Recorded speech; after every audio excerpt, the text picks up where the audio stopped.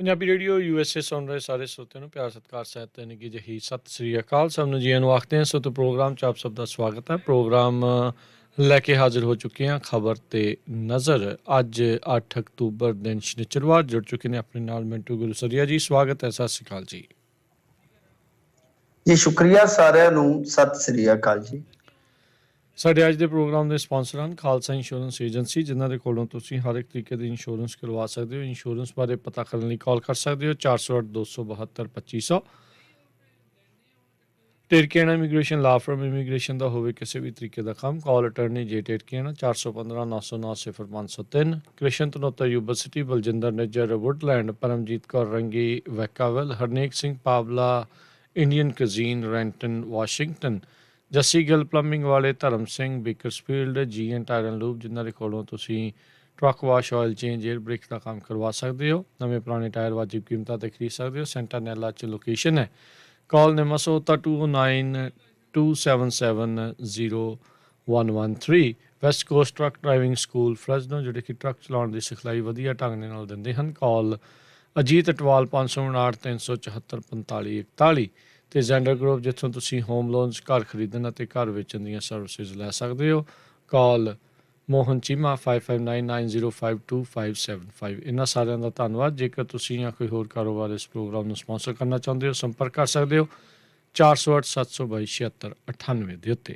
ਅਤੇ ਆਓ ਗੱਲਬਾਤ ਦਾ ਸਿਲਸਿਲਾ ਸ਼ੁਰੂ ਕਰਦੇ ਹਾਂ। ਪਰਾਲੀ ਸਾੜਨ 'ਤੇ ਹੋਵੇਗਾ ਜੁਰਮਾਨਾ, ਕੇਂਦਰ ਸਰਕਾਰ ਦੀਆਂ ਵੀ ਤਿਆਰੀਆਂ। ਹਾਂਜੀ ਬਿਲਕੁਲ। ਦੇਖੋ, ਜਦੋਂ ਕਿਸਾਨੀ ਅੰਦੋਲਨ ਚੱਲਦਾ ਪਿਆ ਸੀਗਾ, ਤੁਹਾਨੂੰ ਯਾਦ ਹੋਏਗਾ ਕਿ ਠੀਕ ਉਸ ਵੇਲੇ ਇੱਕ ਬੜੀ ਚਰਚਾ ਚੱਲੀ ਸੀਗੀ ਕਿ ਇਹਨਾਂ ਨੇ ਨਵਾਂ ਕਾਨੂੰਨ ਲਿਆਂਦਾ ਹੈ।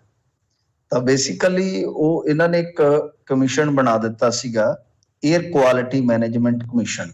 ਇਹਦੇ ਕੋਲ ਬੜਾ ਵਸੀਹ ਘੇਰਾ ਹੈ ਅਧਿਕਾਰਾਂ ਦਾ, ਤੇ ਇਹਦੇ ਵਿੱਚ ਪੰਜਾਬ, ਹਰਿਆਣਾ, ਯੂਪੀ, ਦਿੱਲੀ, ਰਾਜਸਥਾਨ ਤੱਕ ਦਾ ਏਰੀਆ ਆ ਜਾਂਦਾ ਹੈ। ਫਿਰ ਇਹ ਵੀ ਤੁਹਾਨੂੰ ਯਾਦ ਹੋਏਗਾ ਕਿ ਕਿਸਾਨਾਂ ਨੇ ਆਖਿਆ ਸੀਗਾ ਕਿ ਇਹ ਮੰਗ ਅਸੀਂ ਆਪਣੇ ਏਜੰਡੇ 'ਚ ਸ਼ਾਮਲ ਕੀਤੀ ਆ ਤੇ ਇਹਨੂੰ ਅਸੀਂ ਵਾਪਸ ਕਰਵਾਵਾਂਗੇ। ਇੱਕ ਵਾਰੀ ਇਹ ਵੀ ਗੱਲ ਚੱਲੀ ਕਿ ਕੇਂਦਰ ਮੰਨ ਗਿਆ, ਪਰ ਉਹਨਾਂ ਨੇ ਇਸ ਕਮਿਸ਼ਨ ਨੂੰ ਬਹਾਲ ਰੱਖਿਆ ਸੀਗਾ। ਤਾਂ ਹੁਣ ਤੁਹਾਨੂੰ ਪਤਾ ਹੈ ਕਿ ਇਹਨਾਂ ਦਿਨਾਂ ਦੇ ਵਿੱਚ ਵੈਸੇ ਤੇ ਇੱਕ ਪੋਲੀਟੀਕਲ ਦ੍ਰਿਸ਼ਟਾਂਤ ਵੀ ਬਦਲ ਗਿਆ ਹੈ ਨਾ। ਪਹਿਲਾਂ ਕੀ ਸੀਗਾ ਕਿ ਇਹੋ ਹੀ ਕੇਂਦਰ ਸਰਕਾਰ ਸੀ ਤੇ ਇਹਨਾਂ ਦਾ ਹੀ ਵਾਤਾਵਰਣ ਮਿਨਿਸਟਰ ਸੀਗਾ ਪ੍ਰਕਾਸ਼ ਜਾਵੜੇਕਰ। ਉਹਨੇ ਉਸ ਵੇਲੇ ਅਰਵਿੰਦ ਕੇਜਰੀਵਾਲ ਜਦੋਂ ਰੌਲਾ ਪਾ ਰਹੇ ਸਨ ਤਾਂ ਆਖਿਆ ਸੀਗਾ ਕਿ ਪਰਾਲੀ ਦੇ ਧੂਏ ਦਾ ਜਿਹੜਾ ਵਾਤਾਵਰਣ ਦੇ ਪ੍ਰਦੂਸ਼ਣ 'ਚ ਕੰਟਰੀਬਿਊਸ਼ਨ ਹੈ ਉਹ ਮਹਿਜ਼ 6% ਹੈ ਜਾਂ 7 ਹੈ। ਤਾਂ ਇੱਕ ਤਰ੍ਹਾਂ ਨਾਲ ਕਹਿ ਲਓ ਕਿ ਦਿੱਲੀ ਸਰਕਾਰ ਨੂੰ ਹੀ ਘੇਰ ਦਿੱਤਾ ਸੀਗਾ ਉਹਨਾਂ ਨੇ। ਪਰ ਹੁਣ ਕਿਉਂਕਿ ਉੱਥੇ ਵੀ ਆਮ ਆਦਮੀ ਪਾਰਟੀ ਦੀ ਸਰਕਾਰ ਹੈ ਤੇ ਪੰਜਾਬ ਦੇ ਵਿੱਚ ਵੀ ਆਮ ਆਦਮੀ ਪਾਰਟੀ ਦੀ ਸਰਕਾਰ ਹੈ, ਤਾਂ ਇਸ ਕਰਕੇ ਕੇਂਦਰ ਐਤਕੀ ਥੋੜਾ ਸਖਤ ਹੋ ਗਿਆ। ਤਾਂ ਹੁਣ ਜੰਗਲਾਤ ਵਾਤਾਵਰਣ ਮੰਤਰਾਲਾ ਜਿਹੜਾ ਉਹ ਇਹ ਨਵੀਂ ਸਕੀਮ ਲਿਆ ਰਿਹਾ। ਇਹਦੇ ਵਿੱਚ ਵੈਸੇ ਸਜ਼ਾ ਦਾ ਪ੍ਰਬੰਧ ਹੈ, ਕਮਿਸ਼ਨ ਮਤਲਬ ਕਿ ਸਖਤ ਦੇ ਸਕਦਾ ਹੈ ਸਜ਼ਾ, ਪਰ ਇਹ ਕਹਿ ਰਹੇ ਨੇ ਕਿ ਜੁਰਮਾਨੇ ਲਾਉਣ ਤੱਕ ਹੀ ਇੱਕ ਵਾਰੀ ਮਹਿਦੂਦ ਰੱਖਿਆ ਜਾਵੇ। ਤਾਂ ਹੁਣ ਇਸ ਕਮਿਸ਼ਨ ਨੂੰ ਜੋ ਸ਼ਕਤੀਆਂ ਦਿੱਤੀਆਂ ਗਈਆਂ ਉਹਦੇ 'ਚ ਅਪਰਾਧਿਕ ਮਾਮਲਾ ਦਰਜ ਕਰਨ ਦਾ ਤੇ ਜੁਰਮਾਨਾ ਲਾਉਣ ਦੋਨਾਂ ਦਾ ਹੀ ਪ੍ਰੋਵੀਜ਼ਨ ਹੈ। ਹਾਲਾਂਕਿ ਜੇ ਆਪਾਂ ਦੇਖੀਏ ਤਾਂ ਇਹ ਮਾਮਲਾ ਜਿਹੜਾ ਉਹ ਕੁਝ ਸਹਿਮਤੀ 'ਚ ਵੀ ਚਲੇ ਗਿਆ। ਕਿਸਾਨਾਂ ਨੇ ਜਦੋਂ ਉੱਥੇ ਮੀਟਿੰਗਾਂ ਕੀਤੀਆਂ ਸਨ ਤਾਂ ਜਥੇਬੰਦੀਆਂ ਨਾਲ ਸਹਿਮਤੀ ਤੋਂ ਬਾਅਦ ਇਹ ਕਹਿੰਦੇ ਆ ਕਿ ਵੀ ਪਰਾਲੀ ਸਾੜਨ ਦੇ ਮਾਮਲੇ 'ਚ ਅਪਰਾਧਿਕ ਮਾਮਲਾ ਦਰਜ ਨਾ ਕਰਨ ਤੇ ਸਹਿਮਤੀ ਬਣੀ ਹੈ, ਪਰ ਜੁਰਮਾਨੇ ਦੀ ਤਜਵੀਜ਼ ਅਸੀਂ ਰੱਖੀ ਹੋ ਤੇ ਉਹ ਅਸੀਂ ਬਰਕਰਾਰ ਰੱਖ ਕੇ ਅਮਲ 'ਚ ਵੀ ਲਿਆਵਾਂਗੇ। ਹੁਣ ਤੁਹਾਨੂੰ ਪਤਾ ਵੈਸੇ ਤਾਂ ਜੇ ਤੁਸੀਂ ਦੇਖੋ ਕਿ ਪੰਜਾਬ ਸਰਕਾਰ ਵੀ ਫਸ ਗਈ ਸੀ ਇਸ ਮੁੱਦੇ ਤੇ। ਕਿਉਂਕਿ ਇਹਨਾਂ ਨੇ ਇੱਕ ਬਕਾਇਦਾ ਪ੍ਰੈਸ ਨੋਟ ਜਾਰੀ ਕਰ ਦਿੱਤਾ ਸੀਗਾ ਕਿ ਸਖਤ ਕਾਰਵਾਈ ਹੋਏਗੀ। ਰੈੱਡ ਐਂਟਰੀ ਦਾ ਜ਼ਿਕਰ ਹੋ ਗਿਆ। ਰੈੱਡ ਐਂਟਰੀ ਦਾ ਜ਼ਿਕਰ ਇੱਥੋਂ ਤੱਕ ਹੋਇਆ ਕਿ ਮੁੜ ਕੇ ਸੀਐਮ ਨੂੰ ਸਫਾਈ ਦੇਣੀ ਪਈ ਖੁਦ ਕਿ ਨਹੀਂ ਅਸੀਂ ਰੈੱਡ ਐਂਟਰੀ ਨਹੀਂ ਕਰਾਂਗੇ। ਰੈੱਡ ਐਂਟਰੀ ਤੋਂ ਭਾਵ ਕੀ ਹੈ ਕਿ ਤੁਹਾਡੇ ਜ਼ਮੀਨ ਦੇ ਜਿਹੜੇ ਕਾਗਜ਼ਾਤ ਨੇ ਤਾਂ ਤੁਹਾਡੀ ਜ਼ਮੀਨ ਤੇ ਇੱਕ ਰੈੱਡ ਐਂਟਰੀ ਪੈ ਜਾਏਗੀ, ਜੋ ਮਤਲਬ ਕਿ ਸਹੂਲਤਾਂ ਵਗੈਰਾ ਮਿਲਦੀਆਂ ਨੇ ਕਿਸਾਨਾਂ ਨੂੰ ਉਹਦੇ ਤੇ ਰੋਕ ਲੱਗ ਜਾਏਗੀ।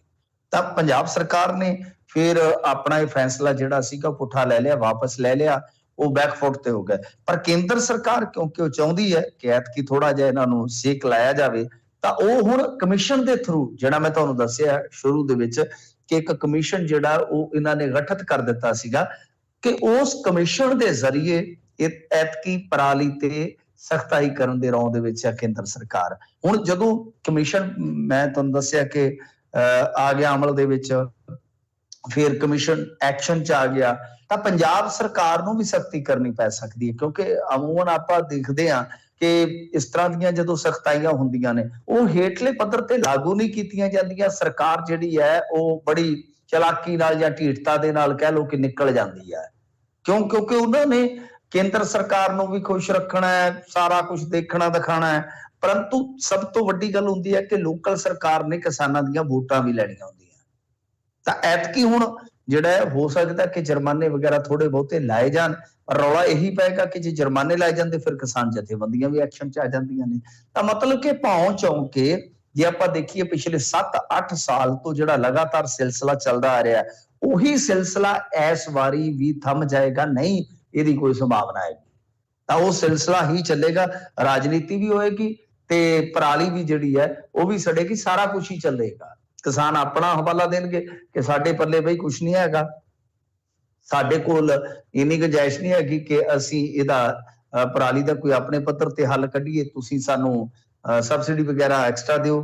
ਤਾਂ ਦੂਸਰੇ ਪਾਸੇ ਸਰਕਾਰਾਂ ਕਹਿਣਗੀਆਂ ਅਸੀਂ ਆਪਣੇ ਪੱਧਰ ਤੇ ਕਰ ਰਹੇ ਹਾਂ, ਤੀਸਰੇ ਪਾਸੇ ਕੇਂਦਰ ਜੁਰਮਾਨੇ ਬਾਰੇ ਵੀ ਕੁਝ ਕਹੇਗੀ, ਤੇ ਚੌਥੇ ਪਾਸੇ ਜਿਵੇਂ ਮੈਂ ਤੁਹਾਨੂੰ ਕਿਹਾ ਕਿ ਟਾਈਮ ਪਾਸ ਇਦਾਂ ਹੀ ਹੋ ਜਾਏਗਾ। ਜੀ ਜੀ।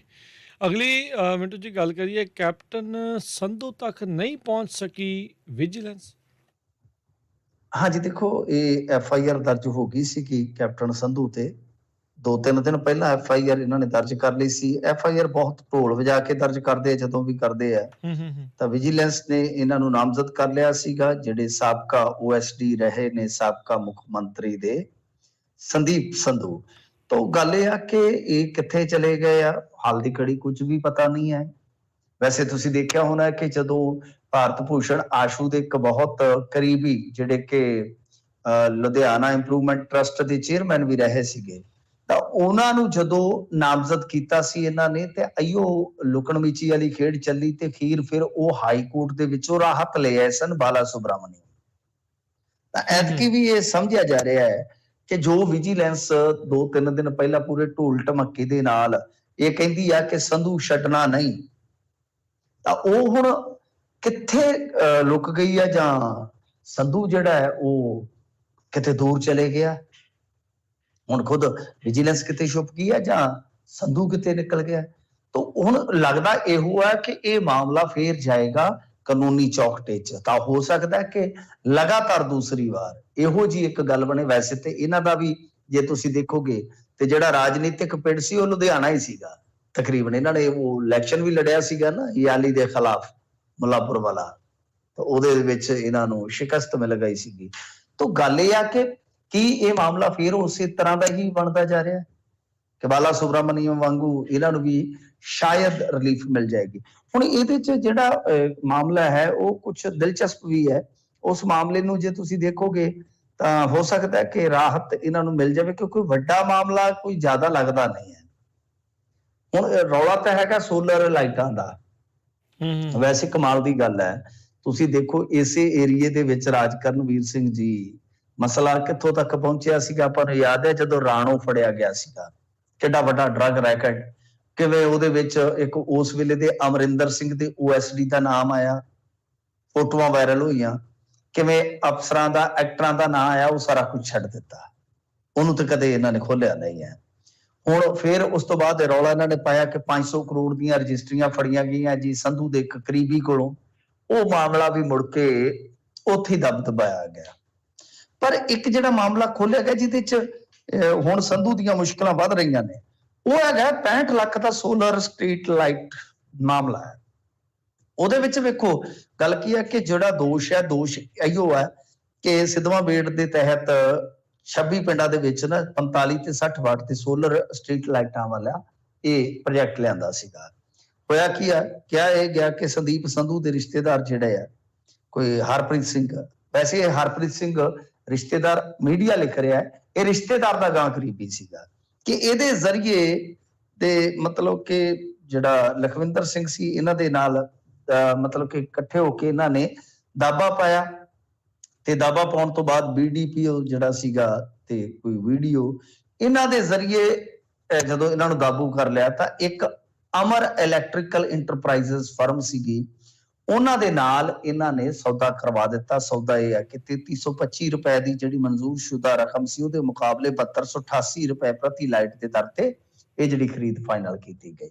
ਮਤਲਬ ਸਪਸ਼ਟ ਹੈ ਕਿ 3325 ਤੇ ਹੁਣ ਉਹ 7288 ਹੋ ਗਈ ਤੇ 65 ਲੱਖ ਰੁਪਏ ਦਾ ਚੈੱਕ ਮੈਸਰਸ ਅਮਰ ਇਲੈਕਟ੍ਰੀਕਲ ਦੇ ਨਾਂ ਤੇ ਕਟਵਾ ਦਿੱਤਾ ਗਿਆ।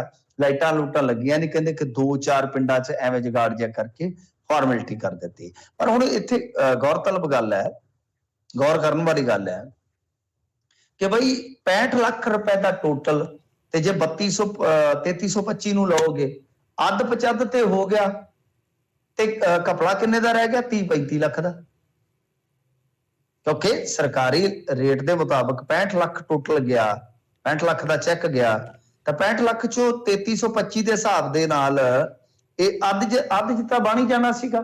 ਅੱਧੋਂ ਜ਼ਿਆਦਾ ਦਿੱਤਾ ਨਾ ਉਹਨਾਂ ਨੇ, ਵੱਧ ਸਰਕਾਰੀ ਮਨਜ਼ੂਰਸ਼ੁਦਾ ਤੇ, ਤਾਂ 33-34-35 ਲੱਖ ਦਾ ਜਿਹੜਾ ਮੰਨ ਲਓ ਇਹ ਘਪਲਾ ਕਥਿਤ ਤੌਰ ਤੇ ਕੱਢ ਰਹੇ ਨੇ। ਜੇ ਦੇਖੀਏ ਤਾਂ ਇਹਦੇ ਮੁਕਾਬਲੇ ਤਾਂ ਹੋਰ ਵੀ ਬਹੁਤ ਕੁਝ ਨਿਕਲ ਸਕਦਾ। ਜਿਵੇਂ ਮੈਂ ਤੁਹਾਨੂੰ ਕਿਹਾ ਕਿ ਉਹ ਚੀਜ਼ਾਂ ਛੱਡ ਕੇ ਇੱਧਰ ਇਹਨਾਂ ਨੇ ਖਾਸ ਤਵੱਜੋ ਦਿੱਤੀ ਆ, ਕਿਉਂਕਿ ਇਹਦੇ ਵਿੱਚ ਇੱਕ ਦੋ ਬੰਦੇ ਇਹਨਾਂ ਨੇ ਨੱਪ ਲਏ ਸਰਕਾਰੀ, ਜਿਹੜੇ ਕਿ ਹੁਣ ਗਾਂ ਕੇਸ ਨੂੰ ਤੋੜ ਸਕਦੇ ਆ। ਤਾਂ ਦੇਖਣਾ ਹੋਏਗਾ ਕਿ ਹੁਣ ਅੱਗੇ ਕੀ ਬਣਦਾ। ਪਰ ਸੰਧੂ ਹੈ ਕਿ ਲੱਭਦਾ ਨਹੀਂ ਹਾਲ ਦੀ ਘੜੀ। ਸੰਧੂ ਜਿਹੜਾ ਉਹ ਗਵਾਚਾ ਫਿਰਦਾ ਆ। ਇੱਧਰ ਗ੍ਰਿਫਤਾਰ ਹੋਏ AIG ਦੀ FIR ਦੇ ਉੱਤੇ ਵੀ ਹੁਣ ਸਵਾਲ ਨੇ। ਦੇਖੋ, ਜਦੋਂ ਧੜੱਲੇ ਨਾਲ ਗ੍ਰਿਫਤਾਰੀਆਂ ਹੁੰਦੀਆਂ ਨੇ ਤਾਂ ਫਿਰ FIR ਤੇ ਸਵਾਲ ਹੋਣਗੇ। ਤੁਸੀਂ ਦੇਖੋ ਨਾ ਕਿ ਮਾਨਸਾ ਦੇ ਵਿੱਚੋਂ ਜਿਹੜਾ ਗੈਂਗਸਟਰ ਭੱਜਿਆ ਉਹਦੀ FIR ਜਿਹੜੀ ਕੱਟੀ ਗਈ, ਸਵਾਲ ਤੇ ਉਸ FIR ਤੇ ਵੀ ਹੋਏ ਸਨ ਕਿ FIR ਦੇ ਵਿੱਚ ਜਿੱਥੋਂ ਬੰਦਾ ਭੱਜਿਆ, ਮਤਲਬ ਕਿ ਜਦੋਂ ਤੁਸੀਂ ਆਪਣਾ ਥਾਣੇਦਾਰ ਹੀ ਫੜ ਲਿਆ, ਤੁਹਾਡਾ ਥਾਣੇਦਾਰ ਜੀ ਉਹ ਇਸ਼ਕ ਨੇ ਨਕਮਾ ਕਰ ਦਿਆ ਗਾਲਬ, ਜਿਵੇਂ ਕਹਿੰਦੇ ਨਾ ਕਿ ਜਿਹੜਾ ਨਕਮਾ ਸੀਗਾ ਤੁਹਾਡਾ, ਜਦੋਂ ਤੁਸੀਂ ਉਹਨੂੰ ਫੜ ਲਿਆ ਤਾਂ ਤੁਸੀਂ FIR ਦੇ ਵਿੱਚ ਲੋਕੇਸ਼ਨ ਤੱਕ ਨਹੀਂ ਪਾ ਰਹੇ ਕਿ ਭੱਜਿਆ ਕਿ। ਇਹ ਤਾਂ ਹੁਣ ਪ੍ਰਾਇਮਰੀ ਜਾਂਚ ਦਾ ਇੱਕ ਤਰ੍ਹਾਂ ਨਾਲ ਕਹਿ ਲਓ ਸਿੱਟਾ ਹੋ ਜਾਏਗਾ ਨਾ ਕਿ ਆਖਰ ਇਹ ਘਟਨਾ ਕਿੱਥੋਂ ਦੀ ਹੈ। ਜੇ ਤੁਹਾਨੂੰ ਇਹ ਵੀ ਪਤਾ FIR ਦੇ ਵਿੱਚ ਘਟਨਾ ਕਿੱਥੋਂ ਦੀ ਹੈ ਤਾਂ ਕੱਲ ਨੂੰ ਬੜੀ ਵੱਡੀ ਇੱਕ ਸਮੱਸਿਆ ਬਣ ਜਾਏਗੀ ਫਿਰ ਤੇ ਇਸ ਕੇਸ ਦੇ ਵਿੱਚ। ਤਾਂ ਇਹ ਆ ਕਿ ਉਸ ਮਾਮਲੇ 'ਚ ਵੀ ਖਾਸਾ ਕੁਛ ਹੈ ਜਿਹੜਾ ਸਵਾਲਾਂ ਦੇ ਘੇਰੇ ਹੇਠ ਹੈ। ਤਾਂ ਦੂਜੇ ਪਾਸੇ ਇਹਨਾਂ ਨੇ ਇੱਕ AIG, ਬੜਾ ਚਰਚਿਤ AIG ਹੈ ਆਸ਼ੀਸ਼ ਕਪੂਰ, ਜਿਹੜਾ ਵਿਜੀਲੈਂਸ ਦਾ SSP ਵੀ ਰਿਹਾ, ਜਿਹਨੇ ਸੰਜਾਈ ਘੁਟਾਲੇ ਦੀ ਵੀ ਜਾਂਚ ਕੀਤੀ ਹੈ। ਸੰਜਾਈ ਘੁਟਾਲੇ ਦੀ ਜਾਂਚ ਦੀ ਵੀ ਹੁਣ ਜਾਂਚ ਕਹਿੰਦੇ ਕਰਾ ਲਓ।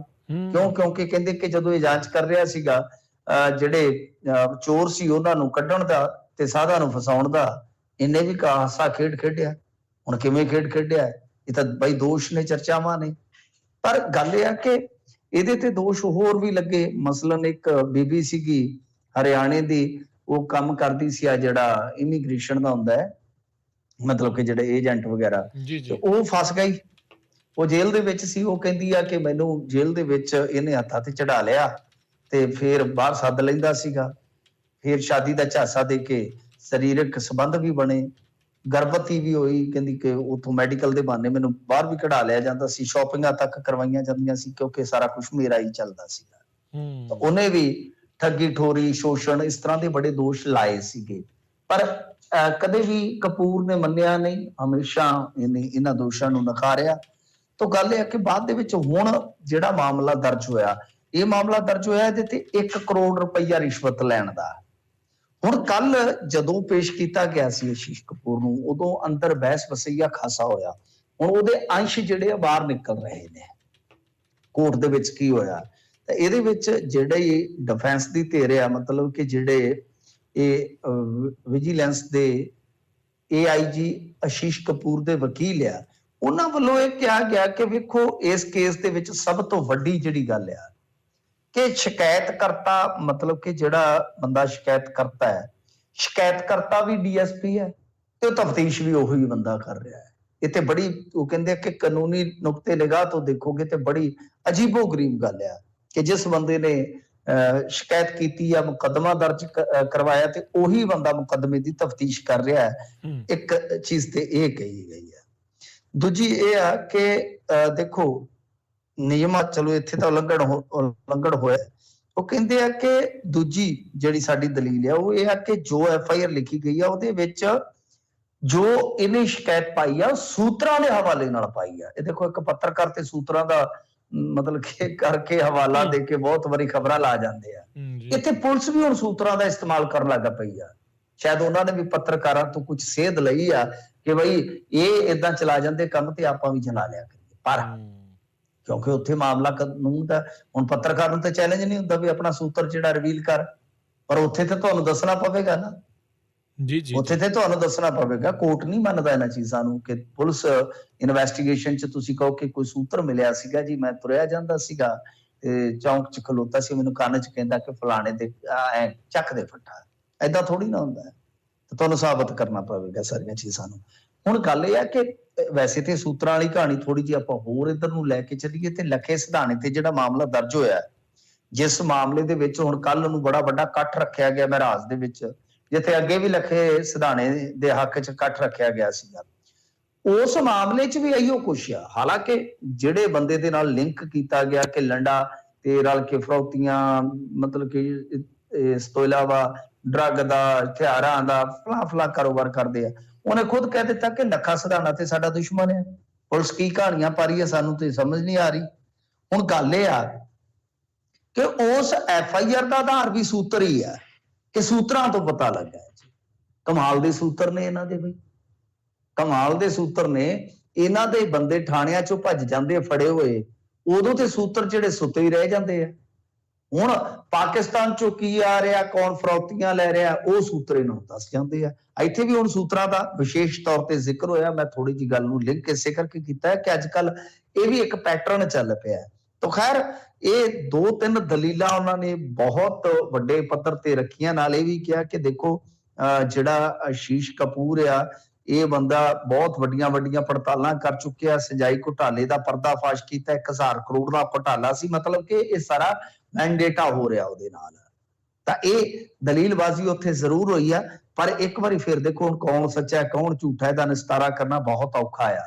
ਅਸੀਂ ਜੱਜਮੈਂਟਲ ਨਹੀਂ ਹੋ ਸਕਦੇ, ਪਰੰਤੂ ਇਸ FIR ਤੇ ਵੀ ਸਵਾਲ ਉੱਠਣੇ ਜਿਹੜੇ ਆ ਉਹ ਇੱਕ ਵਾਰੀ ਫੇਰ ਸ਼ੰਕਾ ਪੈਦਾ ਕਰਦੇ ਆ ਕਿ ਕੀ ਇਹ ਮਾਮਲੇ ਜਿਹੜੇ ਆ ਇੱਕ ਵਾਰੀ ਤਾਂ ਪ੍ਰਸਿੱਧੀ ਲਈ ਬੜੇ ਠੋਕ ਵਜਾ ਕੇ ਪੇਸ਼ ਕੀਤੇ ਜਾ ਰਹੇ ਆ, ਪਰ ਬਾਅਦ ਦੇ ਵਿੱਚ ਕੀ ਉੱਥੇ ਅਦਾਲਤਾਂ ਦੇ ਵਿੱਚ ਸਟੈਂਡ ਕਰ ਸਕੂਗੇ? ਇਹ ਸਵਾਲ ਬਹੁਤ ਵੱਡਾ ਤੇ ਅਹਿਮ ਰਹਿਣ ਵਾਲਾ ਹੈ।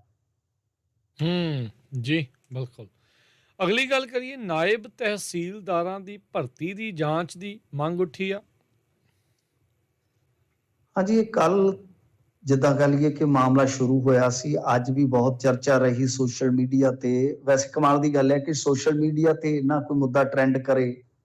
ਵੈਸੇ ਤੇ ਜੇ ਕੋਈ ਸਿੰਗਰ ਗਾਲਾਂ ਕੱਢ ਦੇਵੇ ਲਾਈਵ ਹੋ ਕੇ ਕਿਸੇ ਸਿੰਗਰ ਨੂੰ, ਆਪਦੇ ਮਿੱਤਰ ਨੂੰ, ਤੇ ਉਹ ਖਬਰ ਤਾਂ ਨੈਸ਼ਨਲ ਖਬਰ ਹੋ ਜਾਂਦੀ ਹੈ, ਕਈ ਵਾਰ ਸਾਡੀ ਸਟੇਟ ਦੀ ਖਬਰ ਹੋ ਜਾਂਦੀ ਹੈ। ਗੁਰਦਾਸ ਮਾਨ ਇੱਕ ਗਾਣਾ ਗਾ ਦਿੰਦਾ ਹੈ, ਗੁਰਦਾਸ ਮਾਨ ਇੱਕ ਗਾਣਾ ਗਾ ਦਿੰਦਾ, ਉਹਦੇ ਤੇ ਡਿਬੇਟਾਂ ਹੋ ਜਾਂਦੀਆਂ ਨੇ। ਕਮਾਲ ਦੀ ਗੱਲ ਆ ਕਿ ਇੱਥੇ ਨਾਇਬ ਤਹਿਸੀਲਦਾਰ PPSC ਦੀ ਮਤਲਬ ਕਿ ਭਰਤੀ ਆ, 70-80 ਹਜ਼ਾਰ ਉਹਦੇ ਚ ਬੱਚਾ ਬੈਠਾ ਹੈ ਜਿਹੜਾ ਕੁਰਲਾ ਰਿਹਾ ਹੈ। 78 ਕੁੱਲ ਅਸਾਮੀਆਂ ਸਨ, 78 ਚੋਂ ਕਹਿੰਦੇ ਕਿ ਜਿਹੜੀ ਜਰਨਲ ਕੈਟਾਗਰੀ ਉਹਦੇ ਚੋਂ 19 ਚੋਂ 11-12 ਤੇ ਤਕਰੀਬਨ ਏਦਾਂ ਦੇ ਆ ਜਿਨ੍ਹਾਂ ਨੇ ਪਟਵਾਰੀ ਦੀ ਭਰਤੀ, ਐਕਸਾਈਜ਼ ਇੰਸਪੈਕਟਰ ਦੀ ਭਰਤੀ, ਜਿਹੜੀ ਕਿ 8ਵੇਂ 10ਵੇਂ 12ਵੇਂ ਮਹੀਨੇ ਚ ਚੱਲਦੀ ਰਹੀ ਭਰਤੀ ਦੀ ਇਹ ਸਾਰੀ ਕਾਰਵਾਈ, ਕਹਿੰਦੇ ਕਿ ਉਹਨਾਂ ਪ੍ਰਖਿਆਵਾਂ ਚੋਂ ਜਿਨ੍ਹਾਂ ਨੇ ਸਕੋਰ 30-35 ਐਵਰੇਜ ਤੋਂ ਵੀ ਥੱਲੇ ਰੱਖਿਆ ਆਪਣਾ, ਮਤਲਬ ਕਿ ਜਿਹੜੇ ਕਈ ਵਾਰ ਪ੍ਰੀ ਐਗਜ਼ਾਮ ਦੇ ਵਿੱਚੋਂ ਵੀ ਰਹਿ ਗਏ, ਉਹ ਕਿਵੇਂ 80% ਤੇ ਪਹੁੰਚ ਗਏ, 300 ਚੋਂ ਕਿਵੇਂ 250 ਸਕੋਰ ਕਰ ਗਏ। ਇਹ ਸਮਝਣ ਵਾਲੀ ਗੱਲ ਆ, ਸੋਚਣ ਵਾਲੀ ਗੱਲ ਆ। ਤੇ ਦੱਸੋ ਵੀ ਐਡੀ ਛਾਲ ਕਿਵੇਂ ਵੱਜ ਸਕਦੀ ਹੈ ਕਿ ਜਿਹੜੇ ਬੰਦੇ ਮੈਰਿਟ ਦੇ ਵਿੱਚ ਤੁਸੀਂ ਦਿਖਾ ਰਹੇ ਹੋ ਕਿ ਟੌਪਰ ਨੇ, ਇਹ ਬੰਦੇ ਤੇ ਪਹਿਲੀਆਂ ਪ੍ਰੀਖਿਆਵਾਂ ਜਿਹੜੀਆਂ ਕੁਝ ਮਹੀਨੇ ਪਹਿਲਾਂ ਹੋਈਆਂ ਉਹਨਾਂ ਦੇ ਵਿੱਚ ਨਿਲ ਨਖਿੱਧ ਰਹੇ ਨੇ। ਤਾਂ ਇਹ ਜਿਵੇਂ ਹੀ ਮਾਮਲਾ ਉੱਠਿਆ ਸੋਸ਼ਲ ਮੀਡੀਆ ਤੇ ਬਹੁਤ ਜ਼ਿਆਦਾ ਫਿਰ ਟ੍ਰੈਂਡ ਕੀਤਾ, ਕਿਉਂਕਿ ਇਹਦੇ ਨਾਲ ਤਕਰੀਬਨ 1 ਲੱਖ ਬੱਚਾ ਜੁੜਿਆ ਸੀਗਾ। ਰੌਲਾ ਪੈ ਗਿਆ ਕਿ ਇਹਦੇ ਵਿੱਚ ਬਈ ਕਿਤੇ ਨਾ ਕਿਤੇ ਗੜਬੜੀ ਹੋਈ ਆ, ਵੀ 85% ਉਹ ਬੰਦੇ ਕਿਵੇਂ ਨੰਬਰ ਲਿਜਾ ਸਕਦੇ ਆ ਜਿਹੜੇ ਕੁਝ ਮਹੀਨਿਆਂ ਤੱਕ ਪਹਿਲਾਂ ਪ੍ਰੀ ਐਗਜ਼ਾਮ ਵੀ ਕਈਆਂ ਦੇ ਨਿਕਲ ਨਹੀਂ ਸੀ ਰਹੇ। ਤਾਂ ਐਸਾ ਸੰਭਵ ਕਿੱਦਾਂ ਹੋਇਆ? ਤਾਂ ਹੁਣ ਖਹਿਰਾ ਨੇ ਵੀ ਇਸ ਮੁੱਦੇ ਨੂੰ ਚੁੱਕ ਲਿਆ, ਕਿਉਂਕਿ ਦੇਖੋ ਗੱਲ ਕੀ ਹੈ ਕਿ ਸਾਡੇ ਇੱਥੇ ਤੁਹਾਨੂੰ ਪਤਾ ਹੀ ਹੈ ਰਾਜਨੀਤਿਕ ਜਦੋਂ ਸਿਆਸੀ ਟਕਰਾਅ ਜਿਹੜੇ ਆ ਚੱਲਦੇ ਆ, ਉਹਦੇ ਵਿੱਚ ਜਦੋਂ ਕੋਈ ਮੁੱਦਾ ਇਸ ਤਰ੍ਹਾਂ ਦਾ ਆ ਜਾਵੇ, ਫਿਰ ਸਿਆਣਾ ਰਾਜਨੀਤਿਕ ਬੰਦਾ ਉਹਨੂੰ ਗ੍ਰੈਬ ਕਰ ਲੈਂਦਾ ਹੈ। ਤਾਂ ਹੁਣ ਇਹਨਾਂ ਨੇ ਮੁੱਦਾ ਚੁੱਕ ਦਿੱਤਾ ਹੈ ਕਿ ਇਹਦੀ ਜਿਹੜੀ ਜਾਂਚ ਪੜਤਾਲ ਹੋਣੀ ਚਾਹੀਦੀ ਹੈ। ਸੰਭਾਵਨਾ ਤੇ ਇਸੇ ਗੱਲ ਦੀ ਹੈ ਕਿ ਇਹ ਭਰਤੀ ਨੂੰ ਵੀ, ਵੈਸੇ ਤੇ ਇਸ ਭਰਤੀ ਨੂੰ ਜੇ ਤੁਸੀਂ ਦੇਖੋਗੇ ਨਾ, ਪਹਿਲਾਂ ਹੀ ਚੈਲੰਜ ਹੋਇਆ ਪਿਆ। ਚੈਲੰਜ ਇਦਾਂ ਹੋ ਗਿਆ ਸੀਗਾ ਕਿ ਜਦੋਂ ਇਹ ਭਰਤੀ ਲਈ ਗਈ, ਜਿਹੜੇ ਕੁਐਸਚਨ ਪੇਪਰ ਸੀਗੇ ਜੋ ਸਾਡੀ ਭਾਸ਼ਾ ਦੇ ਮੁਤਾਬਕ ਪੰਜਾਬੀ ਚ ਆਉਣਾ ਚਾਹੀਦਾ ਸੀਗਾ ਇੱਕ ਹਿੱਸਾ, ਉਹ ਇਹਨਾਂ ਨੇ ਸਾਰੇ ਦਾ ਸਾਰਾ ਅੰਗਰੇਜ਼ੀ ਚ ਕਰਤਾ ਸੀਗਾ। ਉਹ ਮਾਮਲਾ ਵੀ ਹਾਈ ਕੋਰਟ ਦੇ ਵਿੱਚ ਆ, ਹਾਈ ਕੋਰਟ ਚ ਅਜੇ ਵੀ ਉਹ ਮਾਮਲਾ ਸਟੈਂਡ ਕਰਦਾ ਹੈ। ਪਰ ਬਾਵਜੂਦ ਇਸ ਤੇ ਇਹਨਾਂ ਨੇ ਜਿਹੜਾ ਰਿਜ਼ਲਟ ਡਿਕਲੇਅਰ ਕੀਤਾ ਉਹਦੇ ਚ ਆ ਗੜਬੜੀ ਸਾਹਮਣੇ ਆ ਗਈ ਆ। ਤਾਂ ਇੱਕ ਵਾਰੀ ਫੇਰ ਭਰਤੀਆਂ ਵਾਲਾ ਮਾਮਲਾ ਸ਼ੱਕ ਦੇ ਘੇਰੇ ਦੇ ਵਿੱਚ ਆ।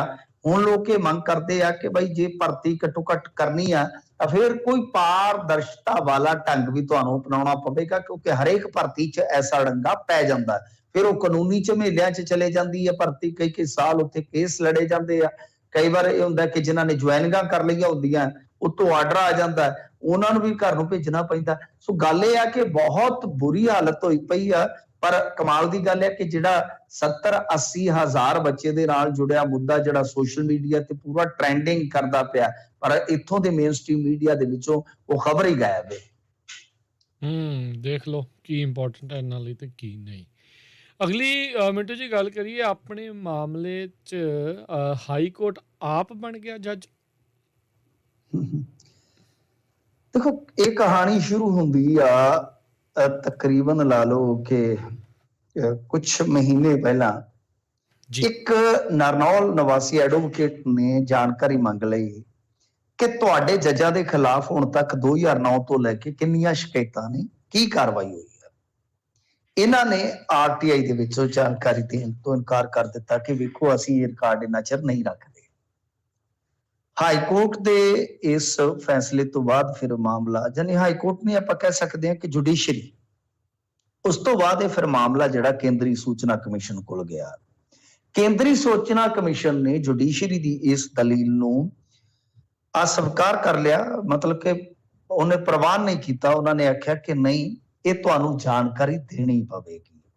ਤਾਂ ਫਿਰ ਇਸ ਹੁਕਮ ਤੋਂ ਬਾਅਦ ਵੇਖੋ ਕਮਾਲ ਦੀ ਗੱਲ ਇਹ ਆ ਕਿ ਇਸ ਹੁਕਮ ਨੂੰ ਹਾਈ ਕੋਰਟ ਦੇ ਜੁਆਇੰਟ ਰਜਿਸਟਰਾਰ ਨੇ ਹਾਈ ਕੋਰਟ ਦੇ ਵਿੱਚ ਪਟੀਸ਼ਨ ਦੇ ਤੌਰ ਤੇ ਦਾਖਲ ਕਰ ਦਿੱਤਾ।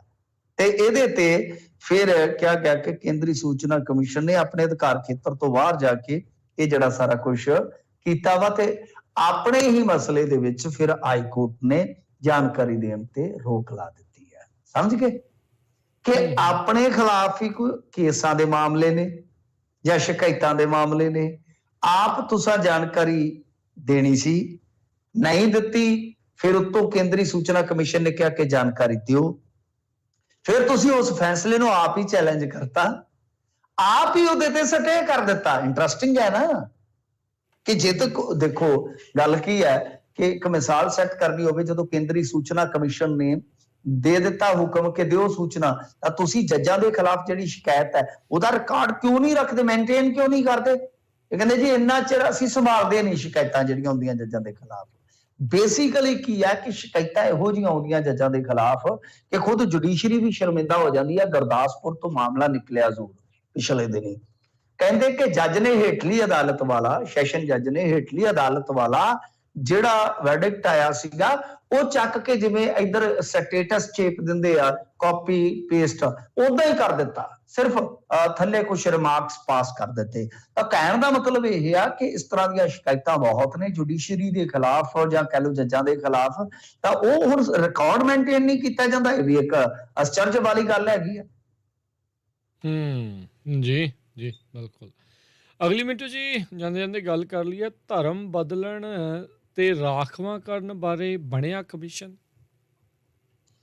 ਜੀ ਬਿਲਕੁਲ, ਇਹਦੇ ਵਿੱਚ ਇਹਨਾਂ ਨੇ ਇੱਕ ਕਮਿਸ਼ਨ ਬਣਾ ਦਿੱਤਾ ਆ ਜਿਹਦੀ ਅਗਵਾਈ ਸਾਬਕਾ ਚੀਫ ਜਸਟਿਸ ਕੇ.ਜੀ. ਬਾਲਾ ਕ੍ਰਿਸ਼ਨਨ ਜੀ ਕਰਨਗੇ ਤੇ ਨਾਲ 2 ਮੈਂਬਰ ਇਹਨਾਂ ਦੇ ਹੋਰ ਹੋਣਗੇ। ਮਸਲਾ ਜਿਹੜਾ ਹੈ, ਮਸਲਾ ਇਹ ਹੈ ਜਿਵੇਂ ਆਪਾਂ ਹੁਣ ਦੇਖ ਲਈਏ ਵੀ ਧਰਮ ਪਰਿਵਰਤਨ ਦੇ ਨਾਲ ਹੀ ਜੁੜਦਾ ਮੁੱਦਾ ਹੈ, ਪਰ ਕੇਂਦਰ ਸਰਕਾਰ ਬਹੁਤ ਸੋਚ ਕੇ ਚੱਲ ਰਹੇ ਆ। ਇੱਥੇ ਤੇ ਆਰਐਸਐਸ ਵਾਲੇ ਇੰਡੀਆ ਦੇ ਵਿੱਚ ਜਿਹੜਾ ਪੰਜਾਬ ਆ ਉਹਨੂੰ ਇੱਕ ਵੱਖਰੇ ਨੁਕਤੇ ਨਿਗਾਹ ਤੋਂ ਪੇਸ਼ ਕਰਕੇ ਦੱਸਦੇ ਆ ਕਿ ਇੱਥੇ ਈਸਾਈ ਇਹ ਕਰ ਗਏ ਉਹ ਕਰ ਗਏ, ਯਾਨੀ ਸਿੱਧਾ ਇਹਨਾਂ ਦਾ ਈਸਾਈ ਵਰਸਸ ਸਿੱਖ ਬਣਾ ਰਹੇ ਨੇ ਤੇ ਬਣ ਵੀ ਰਿਹਾ ਹੈ।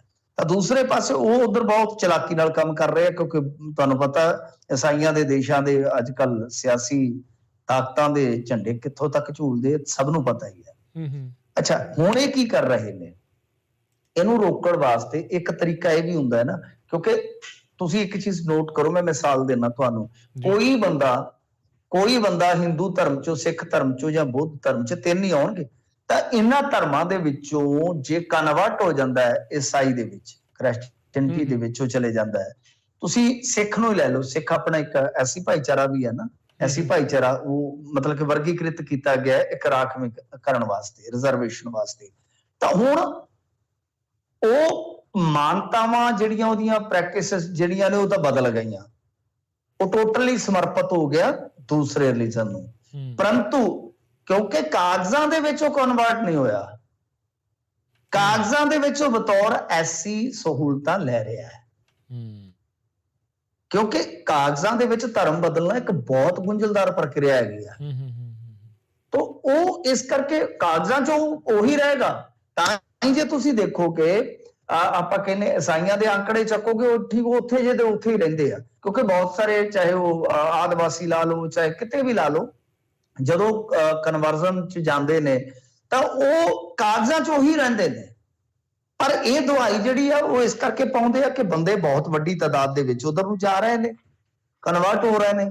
ਤਾਂ ਹੁਣ ਇਹਨਾਂ ਨੇ ਕਮਿਸ਼ਨ ਬਿਠਾ ਦਿੱਤਾ ਹੈ ਕਿ ਜਿਹੜੀ ਗੁੰਝਲਦਾਰ ਗੱਲ ਆ ਕਿ ਬਈ ਇਹਦਾ ਪਤਾ ਕਰੋ, ਇਹਦੇ ਤੇ ਹੁਣ ਫੈਸਲਾ ਲੈਣ ਦਾ ਵੇਲਾ ਆ ਗਿਆ ਹੈ ਕਿ ਜੇ ਕੋਈ ਆਪਣਾ ਧਰਮ ਛੱਡਦਾ, ਤਿੰਨਾਂ ਧਰਮਾਂ ਚੋਂ ਹਿੰਦੂ, ਬੋਧੀ ਤੇ ਸਿੱਖ, ਜੇ ਇਹਨਾਂ ਚੋਂ ਕੋਈ ਜਾਂਦਾ ਹੈ ਤਾਂ ਕੀ ਉਹਦਾ ਰਾਖਵਾਂਕਰਨ ਜਿਹੜਾ ਹੈ ਉਹਨੂੰ ਮਿਲਦਾ ਰਹਿਣਾ ਚਾਹੀਦਾ ਜਾਂ ਫਿਰ ਕੈਂਸਲ ਕਰ ਦੇਣਾ ਚਾਹੀਦਾ? ਤੇ ਇਹਦੇ ਚ ਵੀ ਇੱਕ ਤਰ੍ਹਾਂ ਨਾਲ ਕਹਿ ਲਓ ਇੱਕ ਪੈਂਤੜਾ ਛੁਪਿਆ ਹੈ ਕਿ ਜੇ ਮੰਨ ਲਓ ਰਿਜ਼ਰਵੇਸ਼ਨ ਕੈਂਸਲ ਕਰਨ ਦਾ ਇਧਰੋਂ ਸੁਝਾਅ ਆ ਜਾਂਦਾ ਤੇ ਇਧਰ ਇਹਨੂੰ ਲਾਗੂ ਕਰ ਦਿੱਤਾ ਜਾਂਦਾ, ਜਿਹੜਾ ਕਿ ਕਰ ਹੀ ਦਿੱਤਾ ਜਾਏਗਾ, ਤਾਂ ਤੁਸੀਂ ਸਮਝੋ ਨਾ ਕਿ ਬਣ ਗਿਆ ਨਾ ਇੱਕ ਟੂਲ ਕਿ ਜਿਹੜੀ ਗਰੀਬ ਜਨਤਾ ਹੈ ਫਿਰ ਉਹਨੂੰ ਕਈ ਵਾਰ ਇਹਨਾਂ ਚੀਜ਼ਾਂ ਦੇ ਨਾਲ ਪਿਆਰ ਹੁੰਦਾ।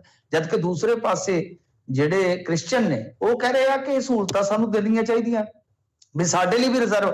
ਜੇ ਕੋਈ ਕਨਵਰਟ ਹੋ ਕੇ ਆ ਗਿਆ ਐਸੀ ਭਾਈਚਾਰੇ ਦਾ, ਉਹ ਜਿਹੜੀਆਂ ਪ੍ਰੈਕਟਿਸ ਜਿਹੜੀਆਂ ਅੱਗੇ ਕਰਦਾ ਸੀ, ਉਹ ਆਪਣੀਆਂ ਧਾਰਮਿਕ ਪ੍ਰੈਕਟਿਸ ਛੱਡ ਕੇ ਇੱਧਰ ਆ ਗਿਆ, ਤਾਂ ਉਹਨੂੰ ਰਿਜ਼ਰਵੇਸ਼ਨ ਇੱਧਰ ਮਿਲਦੀ ਰਹਿਣੀ ਚਾਹੀਦੀ, ਅਲੱਗ ਤੋਂ ਉਹਦਾ ਪ੍ਰਬੰਧ ਹੋਣਾ ਚਾਹੀਦਾ। ਤਾਂ ਇੱਕ ਗੁੰਝਲਦਾਰ ਚੀਜ਼ ਹੈ, ਪਰ ਮੈਂ ਜੋ ਸਮਝਦਾ ਕਿ ਇਹ ਇੱਕ ਹੈਗਾ ਪੈਂਤੜਾ ਹੀ ਆ।